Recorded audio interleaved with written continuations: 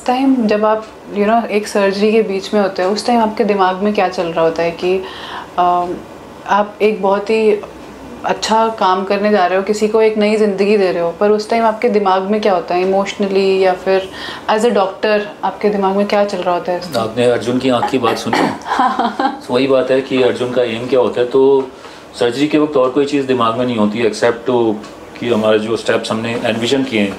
Important thing plastic surgery में है कि इसमें कोई सेट रूटीन नहीं है। जैसे जनरल सर्जरी में चीज़ें हैं कि गॉल ब्लैडर है, लगभग एक ही ढंग से निकलेगा, उसके मेथड्स हो सकते हैं 4-5, बट गॉल ब्लैडर निकालना एक सर्जरी है।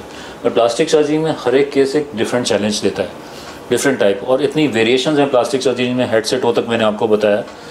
सो the thing is sometimes I need to see the patients not once but 2 times 3 times 4 times to form a mental image.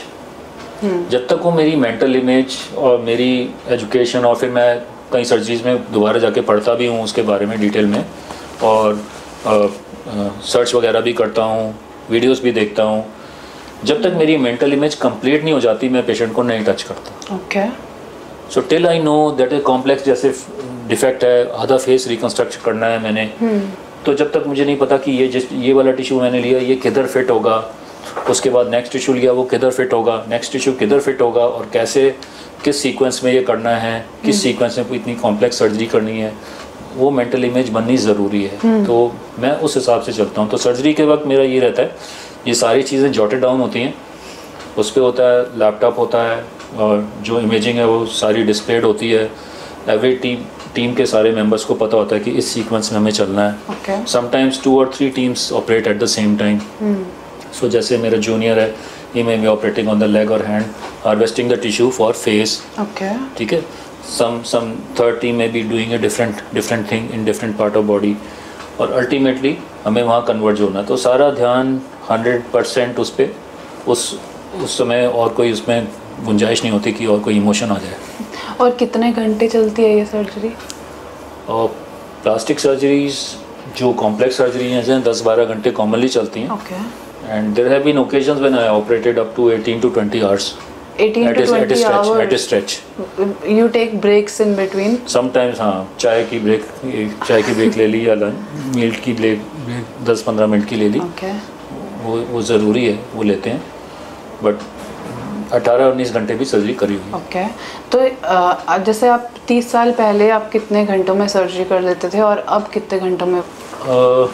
Again मैं अपने फेवरेट टॉपिक की तरह चलता हूँ, जेंडर एफर्मेशन। सो जब मैंने पहली फेलोप्लास्टी करी थी आज से कोई 20 साल पहले, तो उसमें 14 घंटे लगे थे। सुबह 8 बजे स्टार्ट करके रात को 10 बजे फिनिश हुई थी, और आज की तारीख में वही सर्जरी हम 6 से 8 घंटे में कर लेते हैं।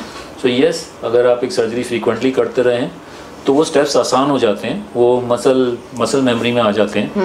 अब बहुत सी चीज़ें आप स्पॉन्टेनियसली कर लेते हो जिनके बारे में आपको पहले सोचना पड़ता था, रुक रुक के करते थे, वो आप बहुत जल्दी कर लेते हो। आप उस एरिया की एनाटमी से बहुत फेमिलियर हो जाते हो, आपको मालूम है कि यहाँ पे एक्स्ट्रा नसें मिल सकती हैं जिनको मैं जोड़ सकता हूँ, यहाँ पे ये हो सकता है, तो वो आप बहुत स्मूथली और जल्दी कर लेते हैं। लेकिन ये तो हम टाइम रिड्यूस हो रहा है एक्सपीरियंस की वजह से, टेक्नोलॉजी की वजह से भी कुछ टाइम रिड्यूस हुआ है अभी रिसेंट ईयर्स में? Not so much in plastic surgery, क्योंकि हमारी फील्ड में रोबोटिक्स और बाकी सब का रोल कम है। बट येस, अगर आप सर्जरी की एज ए साइंस करें तो येस, बहुत ही इम्पॉर्टेंट चीज़ है, और टेक्नोलॉजी और इनोवेशन, और इससे बहुत फ़ायदे हुए हैं। तो ये तो बात हुई हमारी जेंडर अफर्मेशन की। अगर हम देखें इस दुनिया में ना बहुत कुछ चल रहा है, जैसे एसिड अटैक्स हो रहे हैं जिससे पूरे फेस ऑलमोस्ट ख़त्म हो जाता है, या वो ऐसा नहीं रहता जैसा आपके पास ऐसे एसिड अटैक्स वाले कोई विक्टिम्स आए हैं जिन्होंने? हाँ, टाइम टू टाइम आते रहे हैं, और बहुतों की सर्जरी भी करी हमने। सो उनमें भी अगेन यही होता है कि जो स्कार टिश्यू है उसे निकालना पड़ता है। स्कार जब कोई पार्ट जल जाता है तो उसमें बहुत सारी चीज़ें होती हैं। एक तो उसमें पिगमेंट चेंजेस आ जाते हैं, जो नॉर्मल पिगमेंट नहीं रहता है, या तो वो वाइटिश साइड पे चले जाता है, ब्लैकिश साइड पे चले जाता है। दूसरी चीज़, तो निशान अपने सरफेस से ऊपर उठ जाता है, इसे बोलते हैं हाइपरट्रोफी। मतलब निशान, वो स्किन जो है चमड़ी मोटी हो जाती है, जैसे कि हाथी की खाल की तरह मोटी हो जाती है, उसे हाइपरट्रोफी बोलते हैं। समटाइम्स कीलॉइड बन जाते हैं। कीलॉइड मतलब जो नॉर्मल है उसके एरिया के भी बाहर से ज़्यादा बढ़ जाते हैं।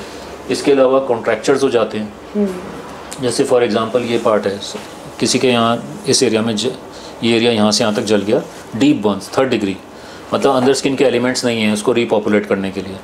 तो बॉडी क्या करती है, बॉडी को तो अपने आप को बचाना है, बॉडी इन 2 एजेस को जोड़ देगी। अब रिजल्ट क्या रहा कि मेरा हाथ पूरा खुल नहीं रहा, इसको कॉन्ट्रैक्चर बोलते हैं। सो कॉन्ट्रैक्चर अगर फेस पे होता है तो जैसे यहाँ पे कॉन्ट्रैक्चर हुआ तो आई नीचे आ गई।